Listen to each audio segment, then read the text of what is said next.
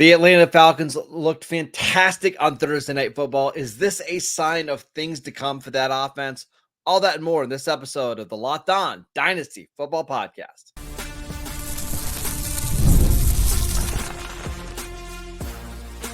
You are Locked On Dynasty Football, part of the Locked On Podcast Network. Your team every day. Here are your hosts, Marcus Mosher and Kate Madjuk.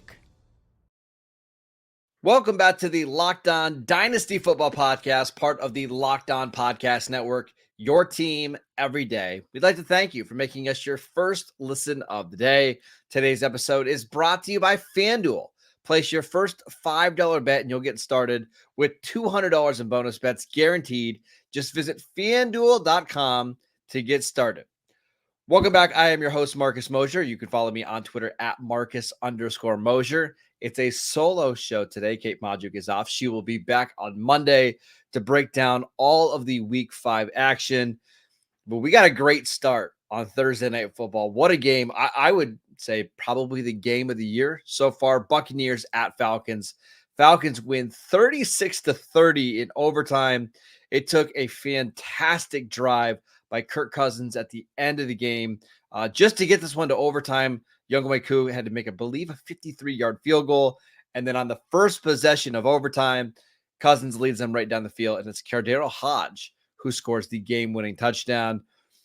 I want to start with Atlanta's offense before we get to Tampa Bay. But this is, not even close, the best that we've seen this Falcons offense look so far. Kirk Cousins was incredible. 42 of 58. 509 yards, 4 touchdowns, did have 1 interception, but I will say that 1 interception came on a 4th and 15, I believe, near the end of the game when they were just trying to get something to happen on offense. So to take out that interception, he played almost a flawless game. This was easily the most comfortable he looked in the pocket. He was stepping up. He was avoiding rushers. He was still taking sacks. He got sacked 4 times in this game. And you can tell that Atlanta's offensive line is still struggling to mesh a little bit together. But Cousins was finding players open. He was throwing players open in spots. You can see that Zach Robinson, the offensive coordinator for the Falcons, is starting to figure out the best way to use Kirk Cousins. And one of the things that we saw earlier in the year was that this offense tried to be too balanced. And it's fine to be balanced. They have Bijan Robinson and they have Tyler Algier. We'll get to those guys in a second. But the strength of this offense is passing. Kirk Cousins is somebody that you can let throw the ball 40, 50 times a game and be productive.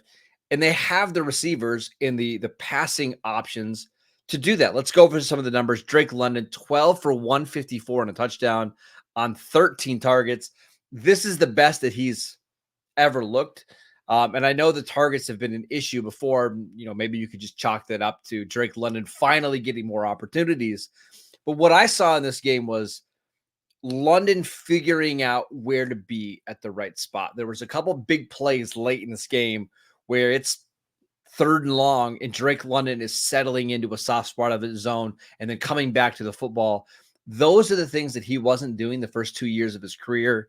And I understand that Desmond Ridder is not the most accurate quarterback, but you can see that London is just a way more advanced player now in year 3. He's working with a competent quarterback and things are starting to turn for him. This is the best that he's ever looked. So if you have him in your dynasty leagues and you were a little bit nervous about the start of the first month of the year, this is a really good opportunity for him. He caught one of the biggest passes at the end of the game at overtime, got absolutely nailed by one of the safeties by Tampa Bay. This was the breakout game that we were hoping for. The other player that I wanted to talk about, Kyle Pitts. It's been rough for Kyle Pitts. Last week did not have a catch on 3 targets. There were some videos going around of some of the route running that we saw where he just looked disinterested. He clearly was fired up to play in this game, but I also thought Zach Robinson did a better job of giving him targets that make sense. Against the Saints, we saw a lot of 3 and 4 yard slant routes, and I get it. You want to use him. You want to use his size in the short part of the field to pick up 3rd downs, but he's as good of an athlete as Kyle Pitts is, he's not super quick. You're better off using him down the field. And on the first drive of the game, what did Zach Robinson do? He designed a seam route where he goes up the field, he gets past the linebacker, he makes a big play, I believe it was 32 yards, kind of got everything set in motion. 7 catches for 88 yards. Not a massive day, right? Didn't get in the end zone. You're still talking about 15 PPR points. So it's not like his performance this week is going to win you your fantasy matchup, but it was encouraging to see the Falcons using him in ways that make sense. We can only hope that that's going to continue as this Falcon team progresses. But again, I think with Kirk Cousins looking healthier, with Zach Robinson figuring out different ways to use his weapons, that'll come. You just have to be patient there. And you got to understand that there's going to be some weeks where it's pretty lean, but I was encouraged. The other one I wanted to mention here, other player, Darnell Mooney, 9 for 105 and 2 touchdowns. Mooney's been pretty good for the Falcons this year. You look at the production, he's got 330 yards, 3 touchdowns. As good of a fantasy performance as this was for Mooney, and he did have an unbelievable touchdown catch, it could have been even bigger. There was a play late in the game on a 3rd down where Cousins finds him open on a back shoulder fade, and the corner falls down. If he just secures that pass, he probably scores another touchdown. Mooney had a few drops in this game. That's not great. It's not great for building the trust, but what's encouraging here, 16 targets for Darnell Mooney. 16. That was the most on the team, 3 more than Drake London.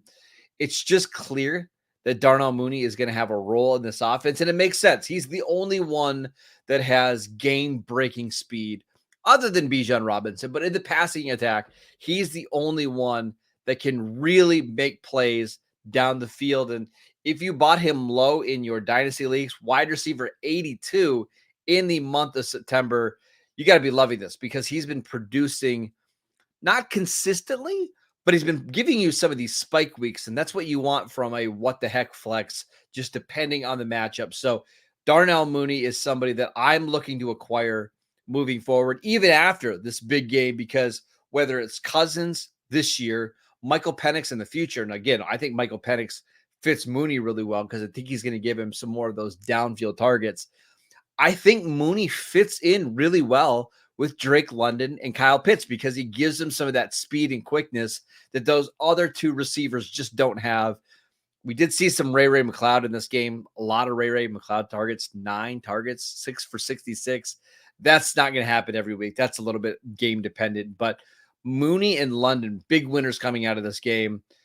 As for the running backs, I think you're still a little bit disappointed by the usage from Bijan Robinson. 12 carries for 61 yards, did average 5.1 yards per carry. So he's been efficient, but only 3 for 16, in the passing game. He's been fine. But if you're in a non-PPR league and you're getting 7 points from your most valuable player, it's not great. We should also mention that Tyler Algier played a little bit this game, didn't have a lot of success. 3 for 13 in the receiving game, 6 for 12 in the run game. So this week, Bijan looked much better. But if you were hoping that Bijan was going to be one of these running backs that gave you 20, 22 touches every week, it just doesn't seem like that's the case. Obviously, I think the touchdowns are going to come. It's been a little bit fluky for Bijan early in the season. He looks really good. It's just the usage it hasn't been ideal. Let's say that. I wouldn't panic on him yet, but if somebody in your league wants to try to buy low and you feel like it's a acceptable offer, I'm not going to say don't trade Bijan Robinson at any cost. Just hold it out. I think depending on the trade offer, I could see where it would make some sense to move on from him. So overall, a fantastic night for the Falcons. The good news for Atlanta, the schedule opens up a little bit. They play some teams that they should be able to score on, including the Panthers, Seahawks, Bucks, Cowboys over the next 4 games. This is an offense that I think is going to have a lot of these type of performances. Not to this degree, of course, but like, could they score 27 points pretty consistently? Could Kirk Cousins average 280 passing yards a game? I think so. I think this Atlanta offense is fine. Let's take it a month. but it's finally starting to look like what we envisioned it would look like this offseason. All right, let's talk about the Tampa Bay side of things, because as good as Atlanta was on offense, Tampa Bay was basically just as efficient. Let's talk about Baker Mayfield and the Tampa Bay running backs next. This episode is brought to you by PrizePicks. I absolutely love PrizePicks. I played PrizePicks last night. It was so much fun. I made a little bit of money. PrizePicks is the best way to place your real money sports action with over 10 million members and billions of dollars in awarded winnings. PrizePicks has made daily fantasy sports accessible to all. You just pick more or less on at least two players for a shot to win up to 100 times your cash. Run your game all season long. You can win up to 100 times your money on PrizePicks with as little as 4 correct picks. PrizePicks is the best way to get action on sports in most states, including California, Florida, Georgia, and Texas. PrizePicks is the only real money daily fantasy sports platform with an injury insurance policy, so your lineups stay in play even if one of your players gets injured. If your player leaves in the first half and doesn't return, PrizePicks keeps your lineup alive. It's absolutely fantastic. Go download the app today and use promo code LOCKEDONNFL to get $50 instantly after you play your first $5 lineup. Download the app today. Use promo code LOCKEDONNFL to get $50 instantly after you play your first $5 lineup. Again, promo code LOCKEDONNFL. Run your game.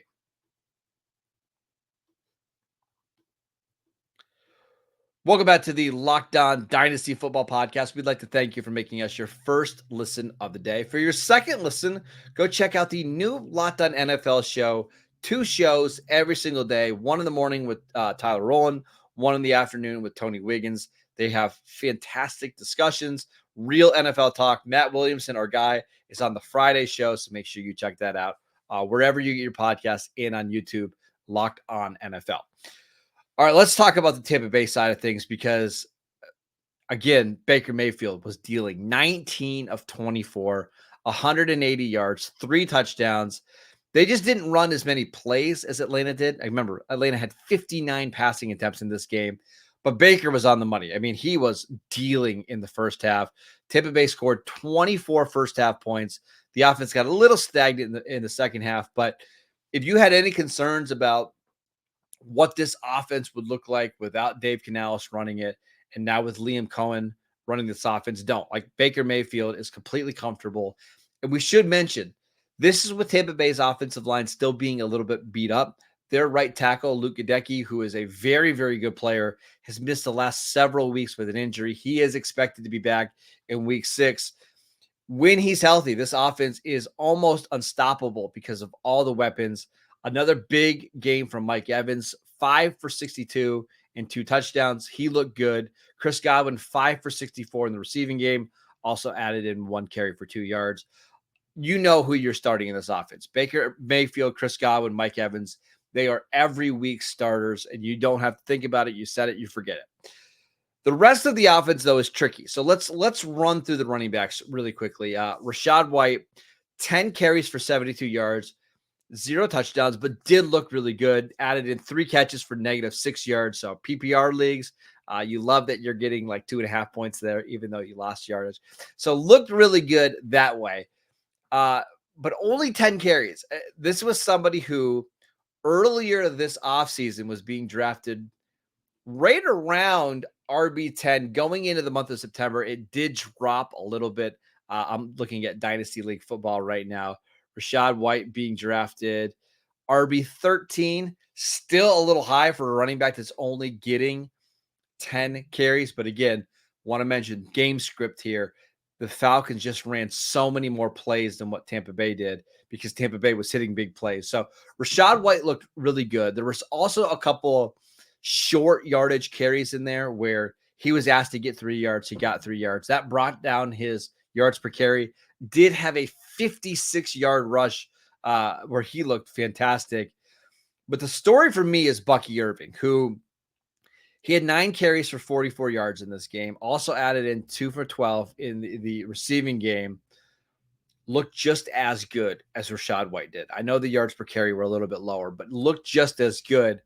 But at the end of this game, he fumbles the ball, gave Atlanta a chance. Now, luckily, that wasn't the drive that Atlanta ended up scoring the field goal on. They actually, Tampa Bay got a stop there. So maybe in some weird way, this will make the coaching staff feel like it's not that big of a deal. But anytime you fumble, it's a little concerning, and it was a lost fumble in the fourth quarter. That's how you get into the doghouse quickly. I think long-term, big picture here, Bucky Irving is going to be the running back that's going to be leading this backfield. Like he fits well. I love his slashing style. He's really good at making defenders miss. He doesn't have elite home run speed, and that's the only thing holding him back from being, maybe a top 10 running back in dynasty leagues.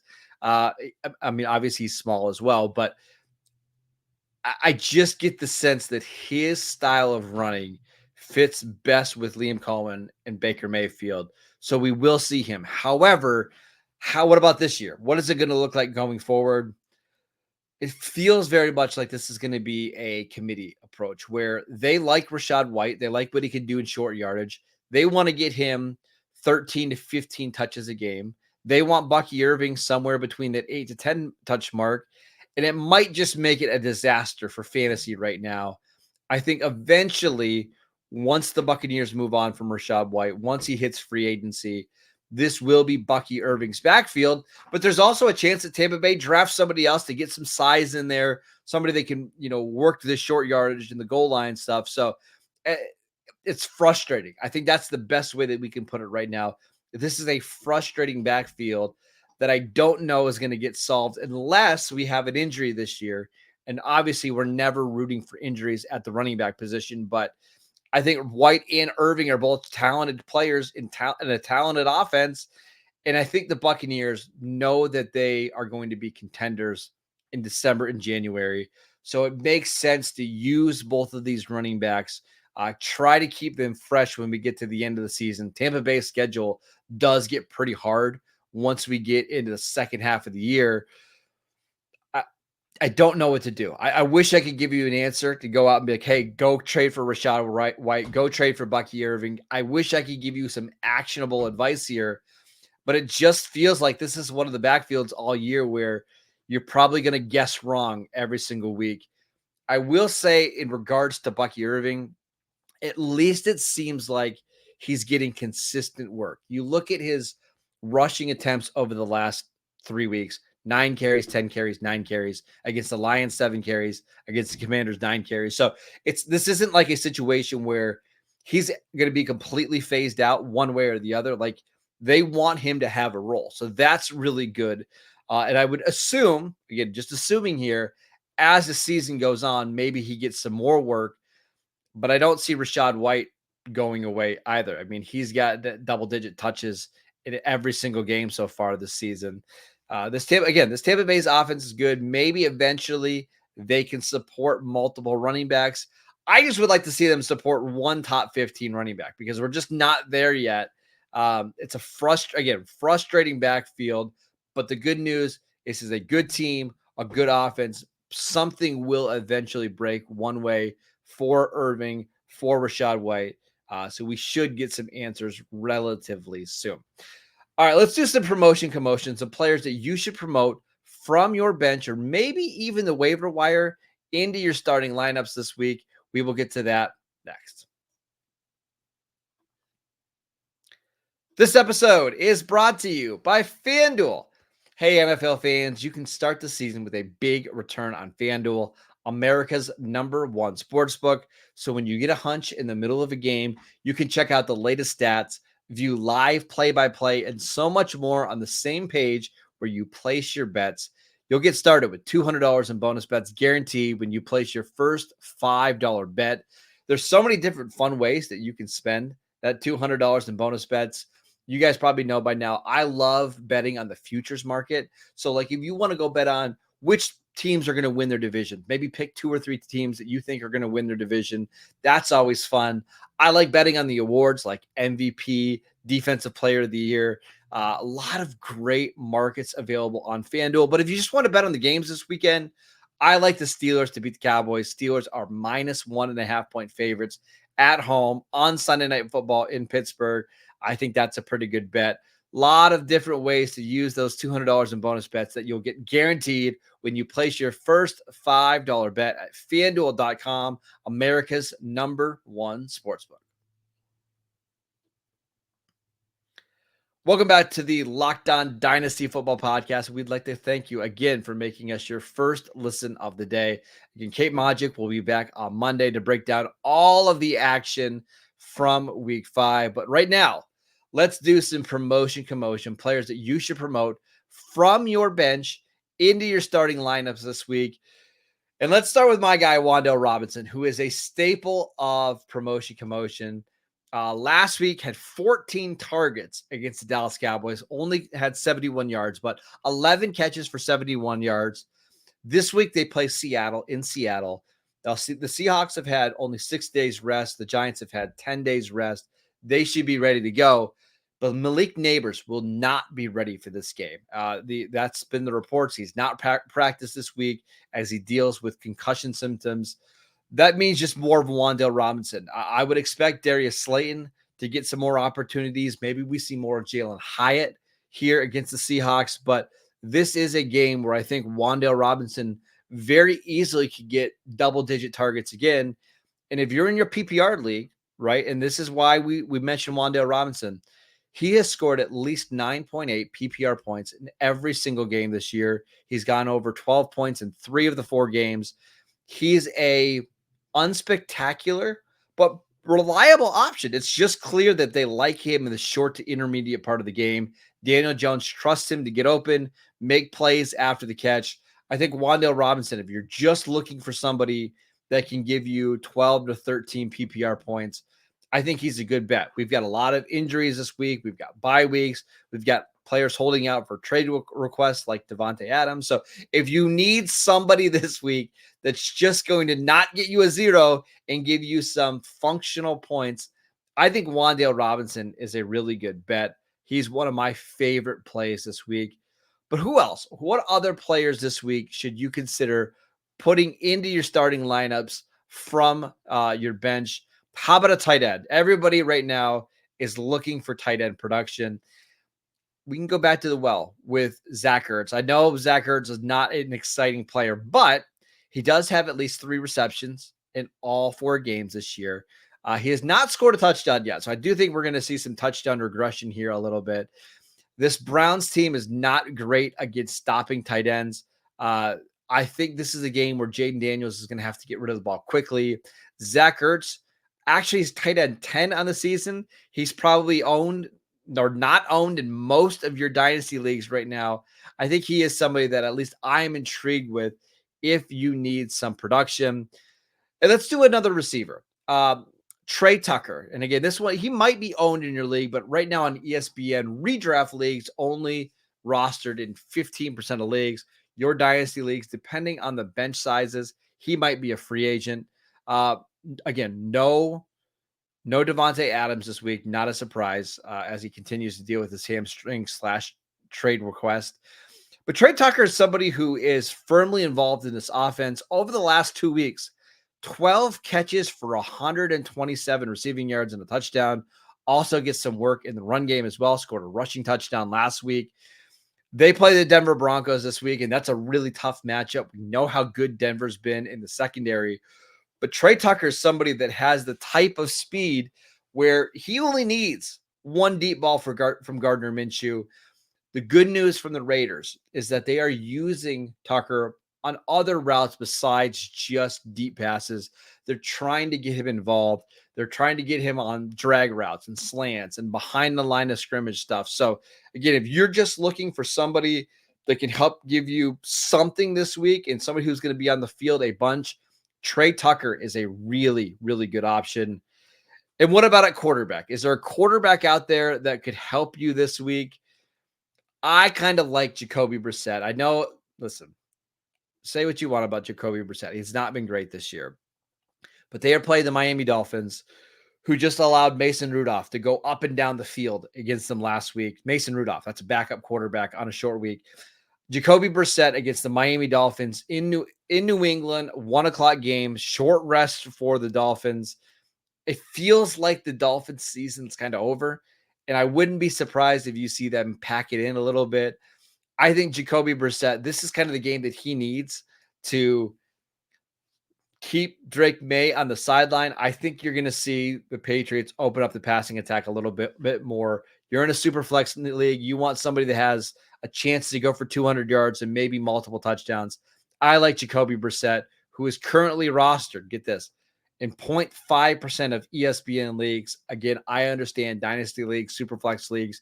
He's probably rostered, but don't be afraid of starting him this week. I do think this is a favorable matchup for Brissett and the Patriots at home. I think that offense is going to look competent this week. Not good, but competent, and that can lead to some decent fantasy production from Jacoby Brissett.